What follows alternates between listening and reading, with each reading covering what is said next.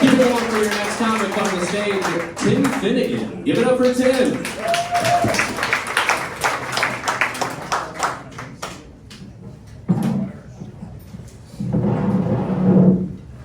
What up, people? How y'all doing tonight? Alright, that's what I like to hear.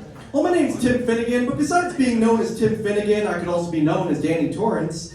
And I'd like to tell you guys a fucking story about a time when my father, Jack Torrance, was interviewed for a job at the Overlook Hotel in Colorado for a winter season. Now, back then, I was just a little kid at the time, and I had an imaginary friend named Tony at the time who happened to live inside of me, and he always told me what was coming my way or what was coming next. I'm like, holy shit. But yeah, when Jack Torrance had his interview at the Overlook Hotel, Tony told me that Jack got the job right before Jack called my mother Wendy to let her know that he got the job. And then, once Jack accepted the job for the winter time from November through May when the hotel was closed for the season, I was on my way there with my parents, Jack and Wendy. Now, the hotel staff gave us all a tour of the hotel. I met a guy there named Dick Halloran. He was a fucking hilarious dude, and Dick gave me some ice cream, and he called me Doc, and before I even realized I was into Bugs Bunny at the time, he's like, hey, what's up, Doc?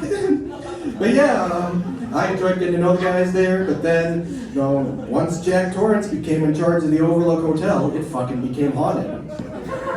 So, the ways it was haunted was I saw blood by the elevators in the hallway, and there was other creepy shit in the hallway when I was riding my fucking tricycle through the fucking hotel. And there were even two evil twin girls who said to me, come and play with us, Danny.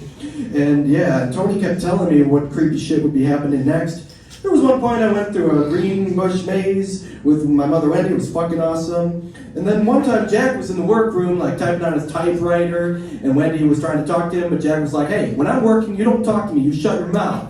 But then I realized later that all Jack was writing on his typewriter this entire fucking time was, all work and no play makes Jack a dull boy.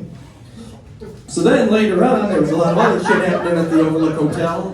And one time I went to get my fucking fire truck, and I thought Jack was taking a nap, so I walked in quietly. But then Jack wanted to talk to me, and I asked him, you would never hurt Mom or me, would you? But Jack didn't sound sincere enough, and he wasn't being honest. When he answered my question, he's like, what do you mean? And he didn't even give me a definite answer. But then it turned out that later on, Jack did become an evil guy.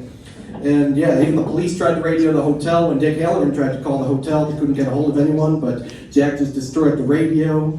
And then things became even more haunted when Tony made me look evil when I wrote the word red rum. I was writing it on the wall, and then I kept saying it several times. I was like, red rum, red rum, red rum. But then when my mother Wendy saw it written on the wall and in the mirror, she realized red rum was murder spelled backwards. And then Jack swung an axe in the bathroom. He's like, here's Johnny. But when he used her self-defense, I escaped, and then Jack tried to chase me through a maze, but I ran in different directions, and then Jack froze to death, and then I left in a snowmobile with Wendy.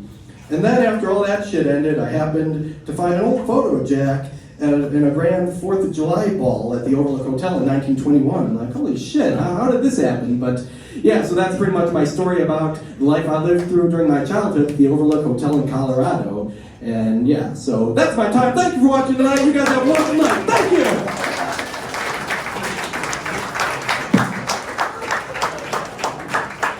Tim Finnegan, everybody. One more time for Tim.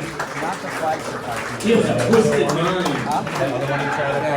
The last minute of that felt like a car with no brakes rolling down a hill. And then just like, holy fuck, he's checking his notes. All right.